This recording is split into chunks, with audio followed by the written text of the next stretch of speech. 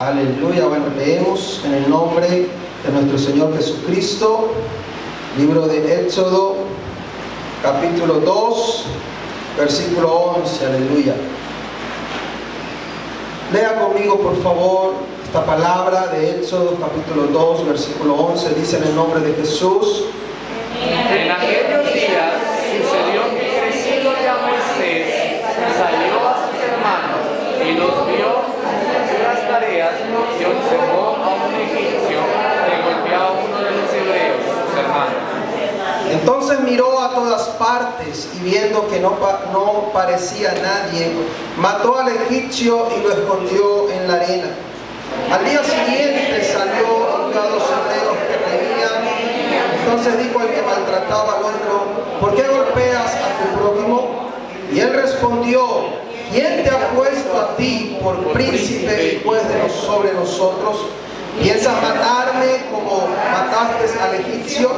Entonces Moisés tuvo y dijo: ciertamente esto ha sido descubierto. Versículo 15 dice: oyendo Faraón acerca de esto, procuró matar a Moisés. Pero Moisés huyó de delante del Faraón y habitó en tierra de Madián. Gloria al Señor, aleluya.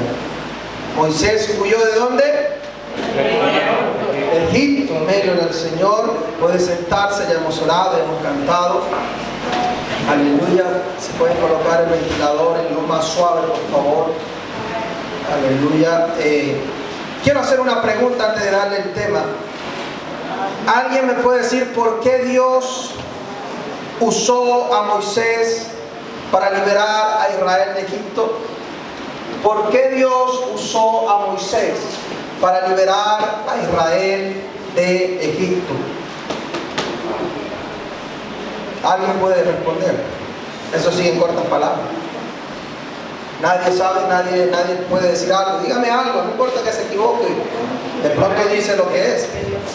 ¿Por qué allá atrás? Porque no era egipcio, dice el hermano. Ajá. ¿Ah? Era celoso con su pueblo, dice la hermana. Por aquí, ¿quién me da algo? ¿Me dice algo? ¿Por qué Dios escogió? Ah, hermano, porque tenía el mismo nivel de educación que los egipcios, podía hablar y decidir su derecho. Porque tenía el mismo nivel que los egipcios en conocimiento. Por aquí. Con las promesas de su padre. Por las promesas de su padre. Por aquí. ¿Quién se apunta? ¿Quién se apunta? ¿Ah? Porque necesitaban un libertador. Pues sigo preguntando por aquí, ¿qué opina? ¿Alguien que me diga algo? Allá, hermano Meyer, ¿por qué? Porque a pesar que creció en un pueblo egipcio, era temeroso de Dios. A pesar de haber crecido en un pueblo egipcio, era temeroso de Dios. Ok, muy bonita la respuesta. Respuesta: ¿por qué Dios usó a Moisés para liberar a Israel de Egipto? Porque su corazón no estaba en Egipto. Amén. Su corazón no estaba en Egipto. Y quiero enseñar en esta mañana bajo el tema sacando a Egipto del corazón. Diga conmigo: sacando a Egipto del corazón.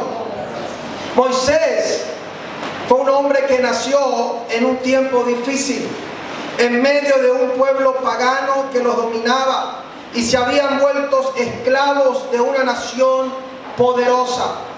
Egipto, según la historia universal, habla de que Egipto se unió, Egipto alto y Egipto bajo, se unieron creando una potencia mundial, para que me entienda, y haciendo que ser un país muy poderoso. Por lo tanto, cuando José, aleluya, visita a Egipto, no por voluntad propia, usted sabe que él fue vendido como esclavo, pero Dios obra a favor de la vida de José.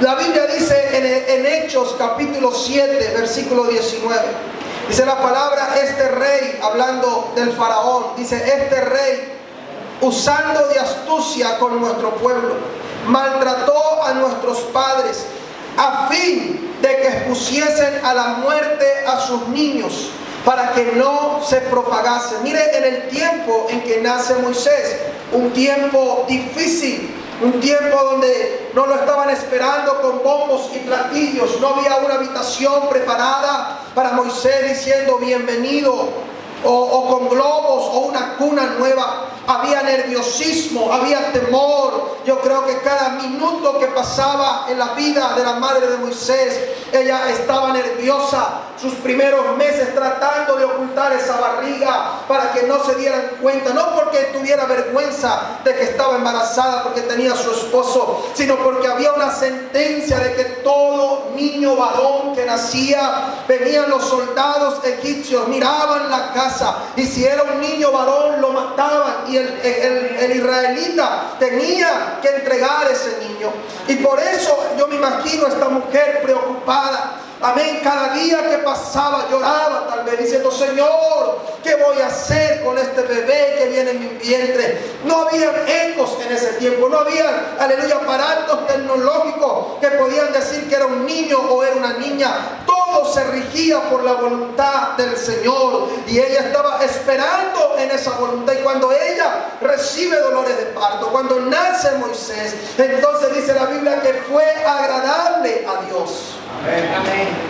Y la palabra de Dios dice en el versículo 20: y fue criado 3 meses en casa de su padre, pero siendo expuesto a la muerte. Oiga, siendo expuesto a la muerte, o sea, llegó los egipcios a tocar la puerta de la casa de Moisés, de los padres de Moisés. Aquí nació un niño, venimos a ver si es varón o es hembra. Aleluya. Pero aquella madre llena de fe, llena de convicción, llena de que Dios podía hacer algo, preparó una arquilla. Usted ha leído la historia de Moisés, dice que preparó una arquilla o un barquito, como usted lo quiera llamar, o una canasta. La cubrió con brea, con barro, la preparó para que no se hundiera. Tal vez puso una mantica, tal vez puso algo ahí de adorno para su hijo. Esa fue la cuna que preparó, o que recibieron, o que tuvieron para Moisés. Y él colocado en esa cuna, él no se llamaba Moisés hasta ese momento, pero él fue colocado en esa arquilla, según la historia hebrea, y fue lanzado a las aguas en el río. Y ella solo pudo pedir a Dios que le diera la oportunidad de volver a ver a su hijo. Su hermana mayor caminaba por la orilla del río, viendo a ver qué pasaba con Moisés. Llegando a los pies o al lugar donde se estaba bañando la hija del faraón. Pero es que lo que Dios hace, lo hace perfecto. No hay cosas coincidencia, no hay casualidades en el reino de Dios. Si usted está aquí en esta hora, es porque aunque su corazón era engañoso, aunque su corazón era pecaminoso, aunque usted venía de un mundo pecador y estaba contaminado por el pecado, Dios te tocó la puerta, Dios te abrió los oídos y Dios te trajo, porque Él quiere que tu nombre esté escrito en el libro de la vida. La palabra del Señor nos habla la historia de Moisés, que fue rescatado de las aguas. Y fue la mujer del faraón quien dijo: se va a llamar Moisés, la hija del faraón, se va a llamar Moisés porque lo he sacado de las aguas. Ahora, Moisés es criado. Oiga bien, Moisés fue criado en la enseñanza pagana. Sí, su madre propia lo estaba criando, porque el propósito de Dios, como digo, la hija se acercó cuando la mujer agarra el niño y dice: ahora qué voy a hacer. Su hermana se acerca y dice: mira, yo conozco una criada que puede agarrar ese niño y lo puede criar como suyo, vaya y me la traen. Y resulta que era la propia madre. Ella misma lo tuvo en sus brazos durante años, 3 años. Pero después de ahí en adelante, Moisés fue criado netamente en la costumbre pagana. Créame que a Moisés en la escuela no le enseñaron: hoy Israel, Jehová nuestro Dios, Jehová uno es. No, a él le enseñaron: tienes que adorar a Anubis, tienes que adorar a tu abuelo que es el Dios de los egipcios, tienes que tener estas costumbres. Y él fue criado, fue plagado en su mente de dioses muertos, creencias en la magia, artilugio y toda cosa pagana que aborrecía al Dios de los hebreos. Pero sabe, hermano, lo primero que hizo esta madre cuando agarró a Moisés, créame, lo primero que ella hizo día y noche durante 3 años, ella dijo: tal vez no voy a tener toda la vida, tal vez no voy a tener todo el tiempo, pero voy a dedicar estos días que me quedan, aleluya, con mi hijo, para enseñarle algo sagrado. Y es que Jehová nuestro Dios, Jehová uno es. Oh, hijo mío, vas a ir a un mundo pagano, vas a enfrentar una nación pagana. Tal vez adulto no te acuerdes plenamente, pero yo sé que en tus su consciente va a quedar sembrada esa palabra de libertad. Iglesia, es tiempo de que usted tome autoridad por sus hijos, por su esposo, por su casa y empiece a sembrar palabra de vida.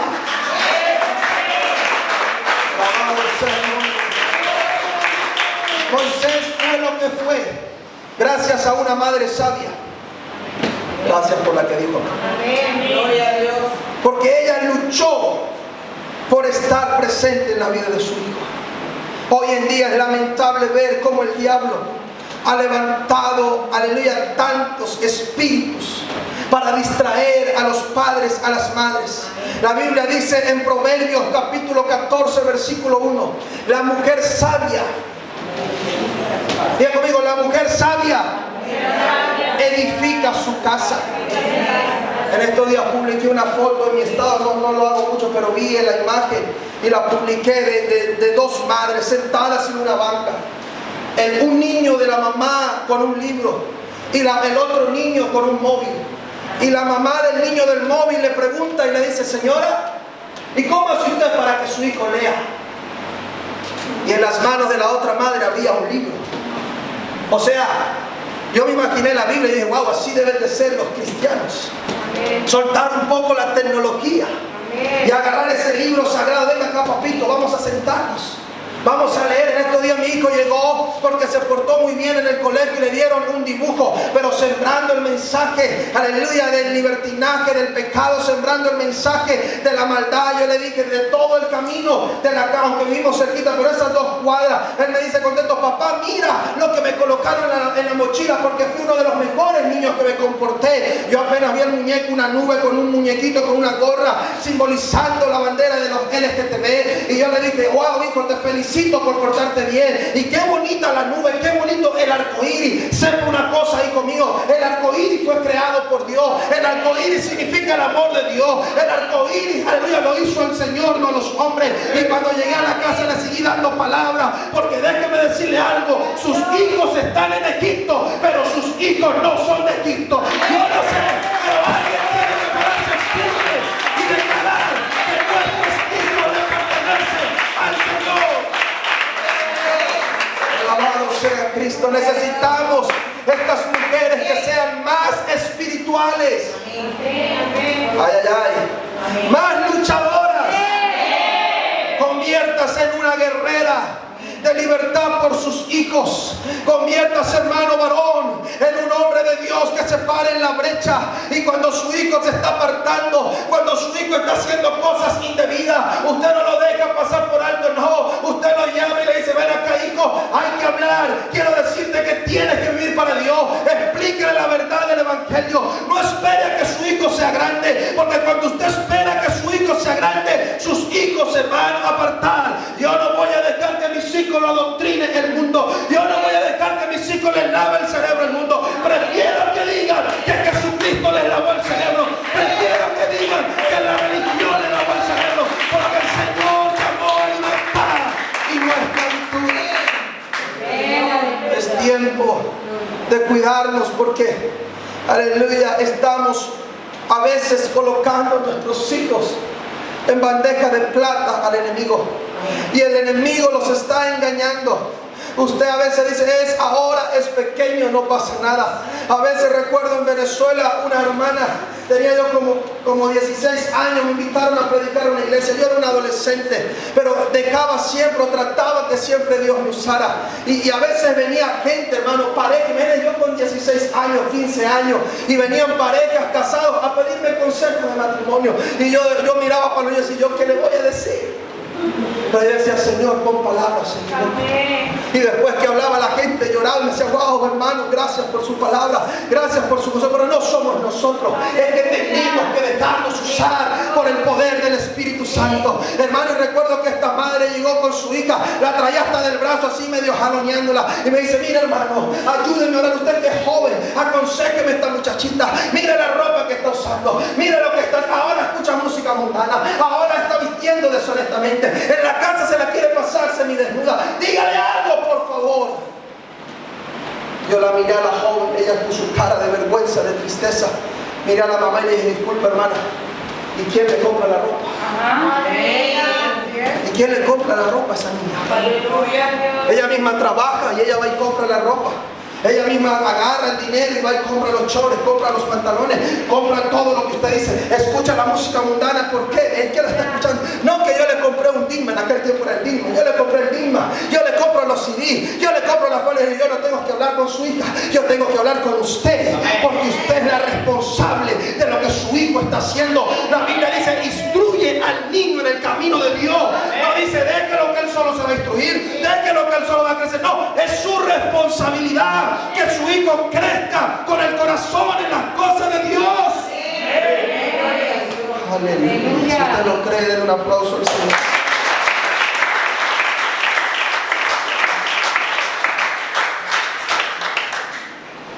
Mire, yo he visto muchos niños, adolescentes, jóvenes, que vienen a la iglesia, pero ya el enemigo ha robado sus corazones. Madres que vienen a la iglesia, pero están enamoradas de Egipto. Y hoy yo quiero hablar de este tema con usted. Discúlpeme si tal vez el tema va a ser un poco áspero para nuestras vidas, pero lo que yo sé es que si creemos esta palabra que Dios ha puesto en mi corazón, esta iglesia va a dar un vuelco de 360 grados y vamos a despertar y vamos a poder ver la verdad que el diablo está metiendo muchas veces a los hogares. Hay poder en el nombre de Jesús. La iglesia tiene que abrir los ojos espirituales, y cuando usted llegue a su casa, si usted ve que hay algo que no concuerda con Dios, si hay algo de Egipto, usted tiene que decir, en el nombre de Jesús, lo voy a agarrar y lo voy a echar fuera de mi casa, porque yo, dijo Josué, yo y mi casa serviremos a Jehová. Hay muchas personas, hay muchos hombres que están viniendo a la iglesia, jóvenes que vienen a la iglesia, pero están enamorados de Egipto. Es triste y lamentable ver cómo en este tiempo muchos llamados cristianos han olvidado los principios apostólicos que el Señor nos dejó. La Biblia dice, edificados sobre el fundamento de apóstoles y profetas, siendo la principal piedra del ángulo Jesucristo mismo. En otras palabras, lo que Pedro predicó, lo que Pablo predicó, lo que Timoteo predicó, lo que Juan predicó, lo que el apóstol Pablo predicó, no fue porque ellos quisieron, fue porque la piedra angular se los enseñó y los guió. Y por eso hoy, siglo XXI, todavía la iglesia tiene que seguir en este fundamento. Por eso Dios hoy ha estado hablando a nosotros. Y esta semana, como le digo, Dios ha estado hablando a mi esposa y a mi corazón de tomar la actitud de Moisés, de convertirnos en libertadores del pueblo de Dios. Oh, yo no sé usted, pero yo quiero que alguien se una a esta visión, al equipo de Dios. Moisés estaba solo peleando, Moisés estaba con su hermano Aarón, Moisés estaba ahí luchando, pero se levantó un jovencito llamado Josué, aleluya, se levantó un jovencito llamado Caleb, hombres que nacieron en Egipto. Usted nació en Egipto, usted nació en Egipto, usted nació en Egipto, pero aunque usted nació en Egipto, ellos reconocieron que no eran de Egipto, que Dios los había sacado para que crecieran aún en medio del desierto, pero son del pueblo de Dios. Josué y Caleb, ellos pasaron, óigame bien, ellos pasaron las mismas penurias que pasaron los demás israelitas. Ellos pasaron por el mismo proceso que pasó todo el pueblo de Israel. Pero la diferencia de Josué y de Caleb fueron hombres que nacieron en Egipto y que crecieron en un desierto árido y que caminaron continuamente buscando un mejor futuro. Pero la diferencia al resto del pueblo fue que ellos se enamoraron de una promesa transmitida por Moisés, de que el Señor les había preparado una tierra que fluía leche y miel. Por eso, cuando estaban más grandes y fueron a la tierra prometida, la ley o la historia de los 12 espías, la Biblia dice que ellos fueron y vieron la tierra. Ellos eran luchadores, no solo Josué y Caleb, los 12 que iban eran hombres luchadores, hombres potentes, pertenecientes, príncipes de las tribus, y ellos vieron la tierra prometida. Ellos miraron y vieron, wow, tremendos árboles frutales. Dice que las vi, un racimo de vid, que usted va al mercado y un racimo por mucho pesará medio kilo o 1 kilo, aleluya. Pero dice la Biblia que estos hombres agarraron un racimo de uva de la vid y tuvieron que llevarlo entre 2 personas, aleluya. Era tan grande, tan inmenso, que era una tierra inmensa, pero ellos estaban, 2 de ellos estaban mirando lo bueno de la tierra, los 2 de ellos estaban recordando las palabras de Jehová, es tierra que fluye leche y miel, pero 10 estaban mirando a los gigantes, diciendo, estos somos como langosta, antes ellos nos van a devorar, nos van a matar. Oh, esta gente son imposibles de vencer. Déjeme decirle algo, cuando usted no ha sido verdaderamente libre, todavía su espíritu es un espíritu de cobardía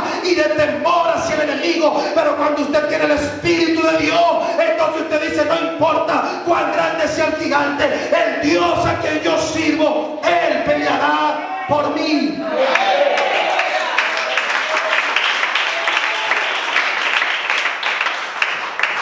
Diga conmigo, la verdadera libertad.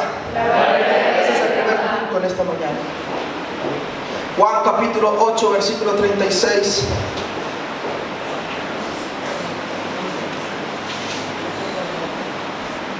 Libro de Juan capítulo 8, versículo 36.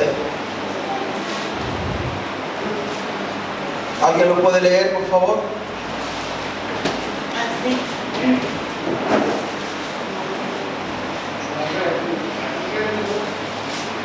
Así que si el Hijo nos libertará, seremos libertados. Amén. Así que si el Hijo os libertare, seréis libres. Seréis verdaderamente libres.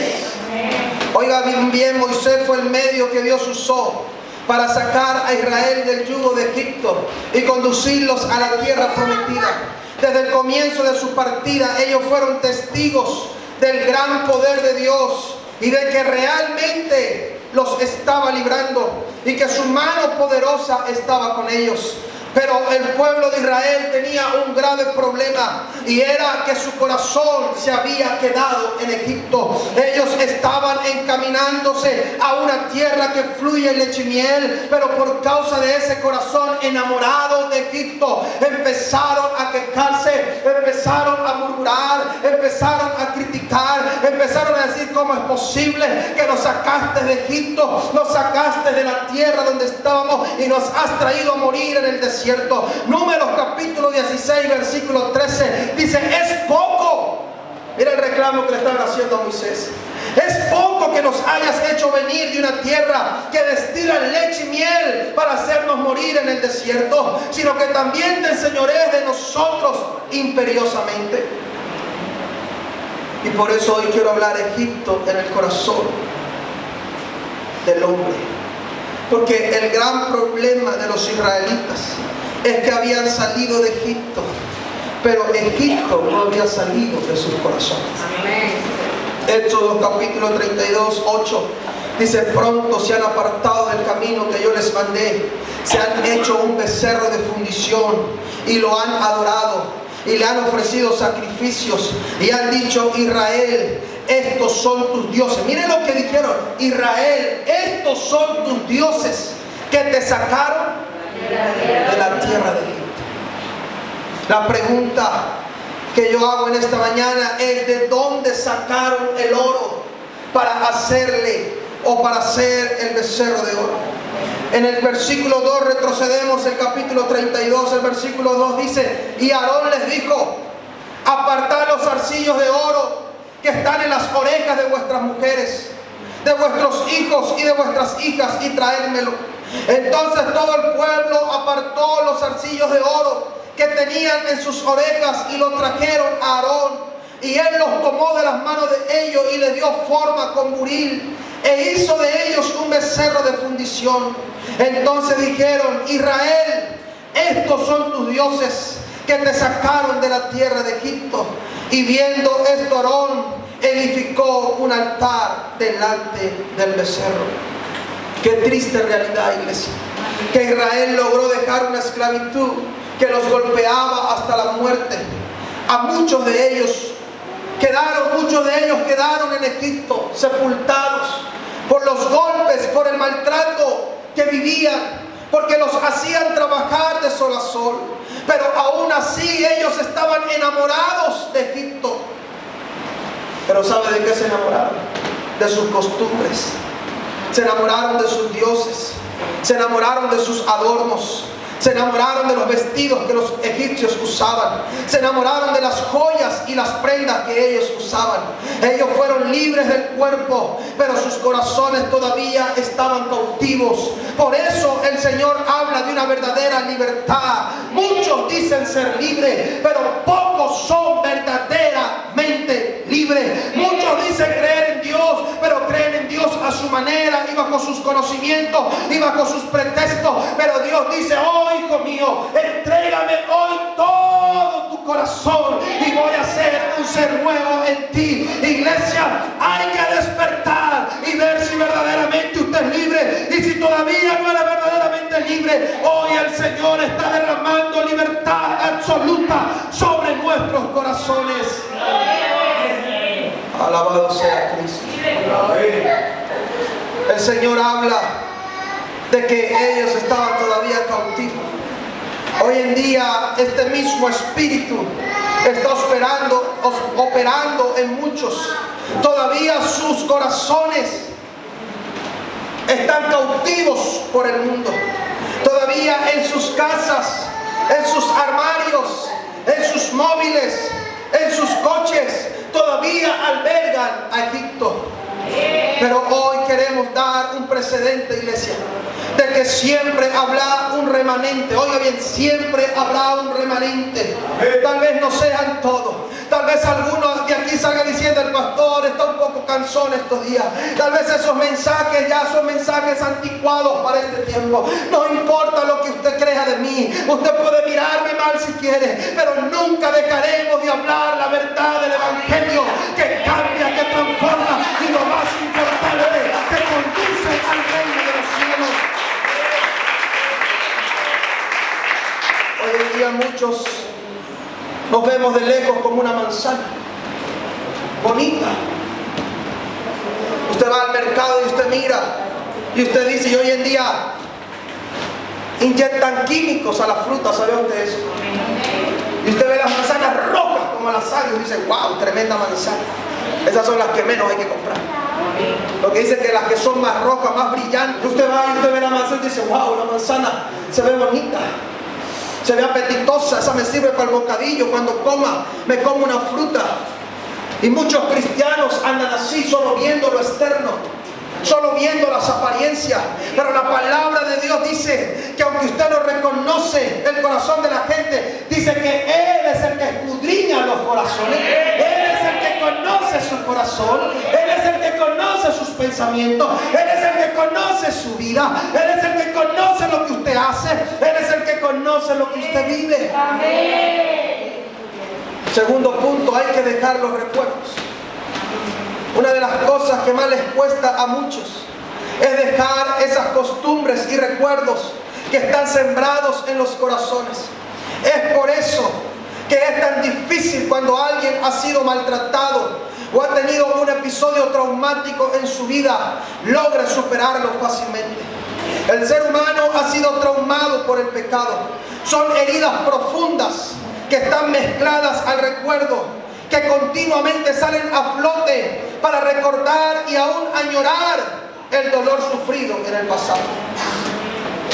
La astucia, oiga bien esto por favor, porque usted debe aprenderse. La astucia del enemigo la vemos en que el pueblo, cuando quería quejarse de Dios, vuelvo y le digo, grábese esto por favor, grábese esto. Porque el pueblo de Egipto fueron engañados por el enemigo a tal punto de que cuando ellos se querían quejar de Dios, ellos recordaban, pero no recordaban cómo los golpeaban. ¿Sí o no? Cuando ellos se quejaban de Dios, ellos decían: ay, ¿por qué no nos llevas a Egipto? Que a mí me gusta que me agarren y me den todos los días azotes y me golpeen. y me pongan a aguantar hambre, y me pongan a trabajar de sol a sol. No, el diablo es astuto. El diablo, cuando usted llega a Cristo y cuando usted llega al Señor, el diablo no le va a hacer recordar cómo usted era maltratado por su esposo. El diablo no le va a hacer recordar cómo usted andaba en los vicios del alcohol, sufriendo, cómo andaba sin dinero, cómo andaba porreado, cómo andaba en las drogas, aún cómo andaba en el mundo de pecado. El diablo no le va a recordar cómo usted era humillada, hermana. El diablo te hace recordar, como decían los egipcios, ¡ay! Déjanos volver a Egipto, porque allá teníamos casa, techo y tierra más que sea donde morir. El diablo es así de astuto. El diablo te hace maquillar un poco tu vida pasada para recordar y añorar la vida pasada. Oh, es que yo me miro y cuando me veía en esa fotografía, es que yo me veía más guapa, es que en esa ropa yo me veía mejor, es que allá con mis amigos yo disfrutaba. Acuerdo cuando me fui a aquella discoteca, acuerdo cuando me iba de discoteca, no había nadie que me hiciera ganar en baile, no había nadie que tomara mejor que, wow, yo disfrutaba. No es verdad, usted era un esclavo del pecado. Hay que hablar la verdad, hermano. Usted era esclavo del pecado. El diablo te tenía envuelto en sus delitos y en su pecado. No podemos dejar que el enemigo nos engañe. Debemos recordar que éramos personas que sufríamos, que éramos maltratados por espíritus que tenían posesionada nuestra alma, nuestra vida. Y vuelvo y digo, ellos no recordaron cómo fueron golpeados por los egipcios. Ellos no recordaron cómo mataron a los niños judíos. Ellos no recordaron cómo tenían que trabajar de sol a sol. Ellos recordaban que vivían y comían. Y ese espíritu lo vemos en el Nuevo Testamento con la mujer sirofenicia, cuando ella va donde Jesús y Jesús le dice, no puedo hacer nada por ti porque no perteneces al pueblo de Dios. Y ella dijo, Señor, ten misericordia. Ella seguía clamando, pero el Señor dice, es que no puedo dar la comida de los hijos, no la puedo dar a los perrillos. Ella dijo, Señor, aún de las migajas que caen de las mesas, los perrillos comen. Hay cristianos que se están acostumbrando a comer las migajas que el diablo les suelta. Pero yo quiero decirle algo en esta hora: tú no perteneces al mundo, tú tienes que estar sentado a la mesa con el Señor Jesucristo.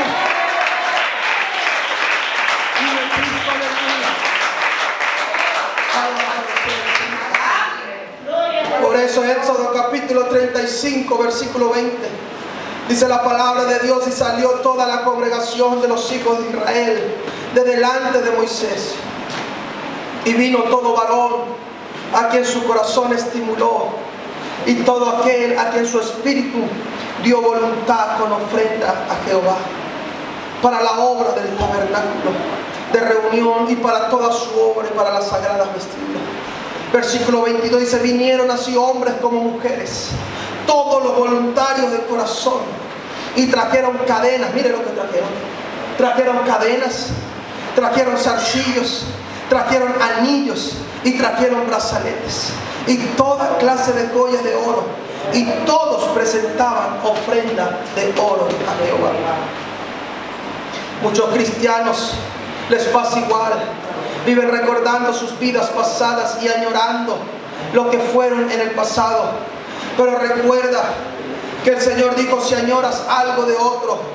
Hay un escritor que me gusta mucho, lo he dicho varias veces aquí, Carlos Cuauhtémoc Sánchez. Este mexicano dice: si tú añoras algo de otro o de tu pasado, no puedes solo pedir una sola parte, te tocaría el paquete completo. Tú añoras, aleluya, los buenos momentos de la lujuria del pecado. Tú tienes que añorarlos, pero tienes que saber que si los quieres, vas a volver a recibir el después de esa borrachera, el después de ese pleito, el después de ser infiel a tu esposa, el después de ser infiel a tu esposo. Creo que esto fue una estrategia, el versículo que estaba leyendo, creo que esto fue una estrategia de Dios para liberar al pueblo, pedirles que dieran ofrenda voluntaria de todo lo que era oro, plata y piedras preciosas. ¿Sabe por qué? Porque dice que ellos dieron esos zarcillos, dieron cadenas, dieron brazaletes, y todo esto, según la historia, todo esto era adquirido de la costumbre egipcia. Amén. Recuerde que cuando José trajo a su familia a Egipto, ellos eran pastores de ovejas. No eran fundidores. Es bueno estudiar la historia. Hay gente que quiere refutar la Biblia, pero es que aún la historia universal nos da la prueba. Porque los egipcios eran fundidores. Ellos fueron los que crearon estos grandes imperios. Este gran imperio. Y cuando José llegó a Egipto, era pastor de ovejas. Sus hermanos cuidaban las ovejas de su padre. Y ellos como fundidores, ellos como pastores de ovejas, no eran trabajadores del oro ni de las piedras preciosas. Pero es necesario que haya un proceso, diga conmigo, proceso de purificación. Y aquí entramos al tercer punto, porque lo que Dios quiere de la iglesia es que haya un proceso de purificación. Dios quiere cambiar el corazón, y para cambiar el corazón amerita un proceso de cambio, restauración y de moldeo, en el cual en muchos casos no sucede de la noche a la mañana. Amén. Tal vez alguien dirá, bueno, ¿y Dios no tiene poder? Alguien dirá, pero bueno, ¿y es que Dios no puede cambiarlo a uno así, en un abrir y cerrar de ojos? Sí, Dios puede y Dios quiere hacerlo. Pero el problema está en que somos nosotros los cuales decidimos en qué tiempo y en qué momento y en qué hora el Señor nos va a cambiar. Porque el Señor toca la puerta, pero no obliga a nadie. El Señor te toca y te llama. Según Hebreos capítulo 3 versículo 7, dice la Biblia: por lo cual, como dice el Espíritu Santo, si oyeres hoy su voz. ¿Cuántos están oyendo la voz? Si oyeres hoy su voz, no endurezcáis vuestros corazones, como en la provocación, en el día de la tentación en el desierto. ¿Dónde? ¿De qué está hablando Dios? Del pueblo de Israel, que salió del desierto, salió de Egipto y caminaron por el desierto. Pero dice: donde me tentaron vuestros padres, donde me probaron, donde vieron mis obras 40 años. Pero a causa de los cuales me disgusté contra esa generación, y vi que siempre andan vagando. ¿En dónde? En sus corazones. ¿Saben qué es vagar? Que andan de aquí para allá. Que andan de aquí para allá. Como dice la Biblia, los nombra nubes sin agua. Van para allá, vienen para acá. Y el Señor está diciendo que Israel pasó por este proceso. Pero versículo 10 dice: a causa de lo cual me disgusté contra esa generación. Y dije: siempre andan vagando en su corazón y no han conocido mis caminos. Y Hebreos capítulo 4 versículo 1 dice: temamos pues, no sea que permaneciendo aún la promesa de entrar en su reposo, algunos de vosotros parezca no haberlo alcanzado. Porque también a nosotros se nos ha anunciado la buena nueva como a ellos, pero no les aprovechó el oír la palabra. Oiga, no les aprovechó el oír la palabra por no ir acompañada de fe en los que la oyeron. Pero los que hemos creído entramos en el reposo, de la manera que dijo: por tanto juré en mi ira, no entrarán en mi reposo. El pueblo de Israel, aleluya, tuvo que perder la oportunidad. Todos los que caminaron en el desierto, el 98% murieron en el desierto por la dureza de su corazón, por el orgullo de su alma, por tener el corazón en Egipto. Y el Señor dijo: ellos no van a entrar a mi reposo. Pero hoy hay una promesa para el pueblo de Cristo, porque dice que el sacrificio del madero, aleluya, es el nuevo reposo para la iglesia. Y hoy podemos reposar de ese mundo perdido y llevar una vida ante nuestro Dios. Amén. Aunque las obras suyas estaban acabadas de la fundación del mundo, porque en cierto lugar, versículo 4 dijo: así del séptimo día. Y reposó Dios de todas sus obras en el séptimo día. Y otra vez aquí no entrarán en mi reposo. Por lo tanto, puesto que falta que algunos entren en él, y aquellos a quienes primero se les anunció la buena nueva no entraron por causa de desobediencia, otra vez determina un día hoy, diciendo después de tanto tiempo por medio de David, como se dijo: si oyereis hoy su voz, no endurezcáis vuestros corazones. No endurezcáis vuestros corazones. Hermano, usted tiene que dejar que el Espíritu Santo ministre su vida. Usted tiene que dejar que el Señor, aleluya, trate con usted. Usted debe soltar todo peso de pecado. Usted tiene que decir: Señor, quita ese amor que todavía siento por Egipto. Quita ese pensamiento de que no puedo vivir sin Dios. Hay gente que dice: yo cuando vuelva a la iglesia, o yo cuando sea evangélico, o yo cuando me meta cristiano, es cuando yo logre cambiar algunas cosas. Nunca por tu fuerza vas a poder vencer al enemigo. Por eso Dios sacó a los israelitas como estaban de Egipto, porque Él quería limpiarlo, Él quería perdonarlo. No eres tú, es el Señor quien pelea por nosotros. Él es el que va delante de nosotros. Él es nuestro proveedor. Pero el único requisito que Dios pide, Felipe y el etíope le dice a Felipe: bueno, ¿y qué tengo que hacer para ser salvo? ¿Qué tengo que hacer? Único requisito: si crees de todo corazón, si crees de todo corazón, si dejas de amar el mundo, si dejas de amar los placeres, si dejas de amar las cosas terrenales y me das todo tu corazón, no importa cómo esté. Porque cuando llegamos al Señor, tal vez por fuera nos vemos hermosos.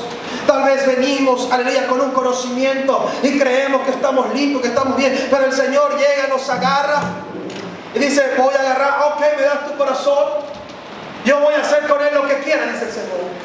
Porque no es usted quien cambia su corazón. No es usted quien deja lo malo. Y el Señor agarra y dice que Él destruye ese viejo corazón. Y Él viene y lo abre. Y dice: voy a cambiar. ¿Cómo está ese corazón? Mire cómo está. Lleno de suciedad. Podrido están los corazones. Sucio estaba nuestro corazón. Inmundo estaba nuestro corazón. Lleno de pecado. Por fuera creíamos que éramos hermosos. Por fuera creíamos que éramos los mejores. Pero por dentro estábamos podridos en delitos y pecados. Y lo que Dios está diciendo hoy: voy a cambiar este corazón. Voy a purificar. Voy a limpiar este corazón. Este corazón no me sirve. Este corazón está deteriorado. Este corazón está podrido. Pero yo quiero agarrar ese corazón y quiero hacer un corazón nuevo, donde more la justicia de Dios. Por algo, gracias, no se disculpe. Por algo, aleluya, el Señor dijo: ¿de dónde vienen las guerras? ¿De dónde vienen los pleitos? ¿De dónde vienen las discordias? ¿De dónde viene el odio? ¿De dónde viene la destrucción? Porque el pueblo de Israel se iraba. Porque el pueblo de Israel estaba pecando continuamente. Porque todavía su corazón estaba en Egipto. ¿Saben qué dice la palabra profética? Dice que cuando Israel pasó por el desierto, cuando Israel pasó por el Mar Rojo, dice que simboliza el bautismo en agua. Amén. Simboliza que cuando ellos pasaron por el Mar Rojo, lo que el Señor estaba simbolizando era que todos ellos estaban siendo bautizados. Amén. En ese único Dios verdadero, en ese único Dios poderoso.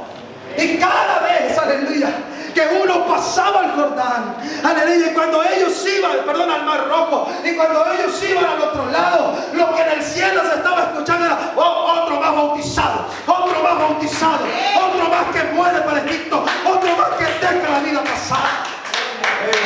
Pero el pueblo no entendió este propósito. Hoy en día muchos ven el bautismo en agua como algo simbólico. Muchos creen que el bautismo es para pertenecer a una denominación cristiana.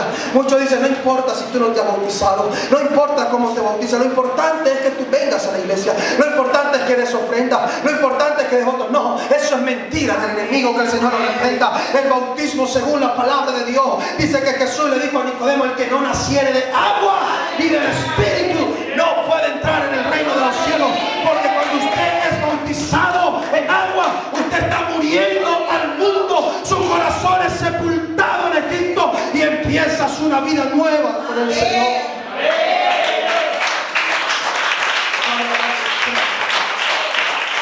Amigos que me escuchan, hermanos que me escuchan, no endurezcas tu corazón.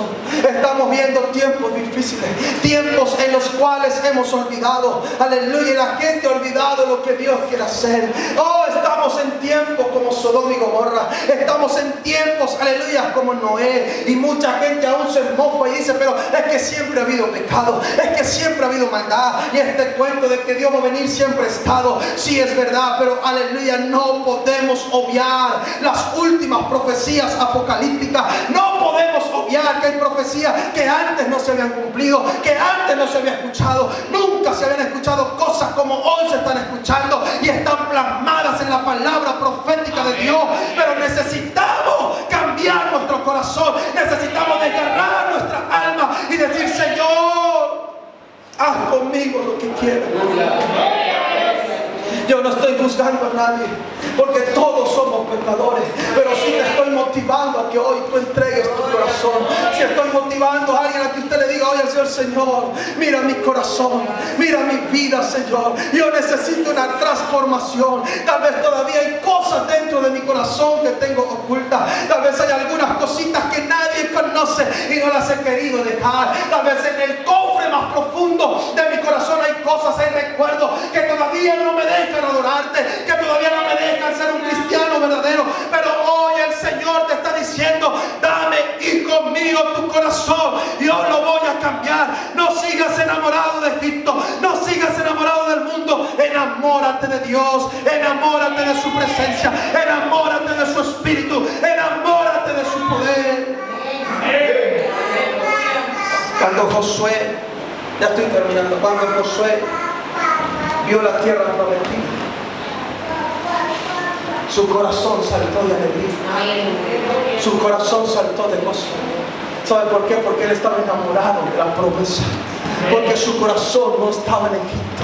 Él había permitido que Dios le llenara profundamente, y por eso cuando él vio la tierra prometida, su corazón saltó a tal punto que él tuvo que ir corriendo y anunciar al pueblo de Israel y contar las cosas hermosas que Dios tenía para Israel. Cuando un cristiano, aleluya, tiene el corazón entregado completamente a Dios, hermano, en medio del caos, en medio del problema, en medio de la crisis, en medio de situaciones, no anda corriendo como gallina loca buscando qué hacer para añadir un día más a su vida. No, él mira las bendiciones que Dios tiene para nosotros. Dice, voy a esperar en Jehová, porque Él me lo ha prometido. Aleluya.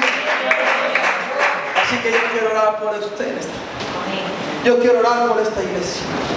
Vamos a dejar que el corazón sea transformado plenamente. Vamos a dejar que nuestro corazón sea liberado.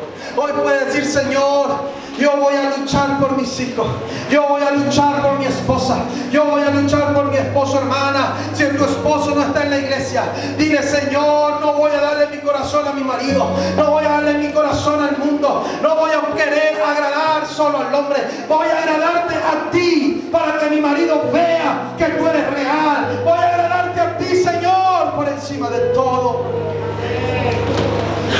En el nombre de Jesús.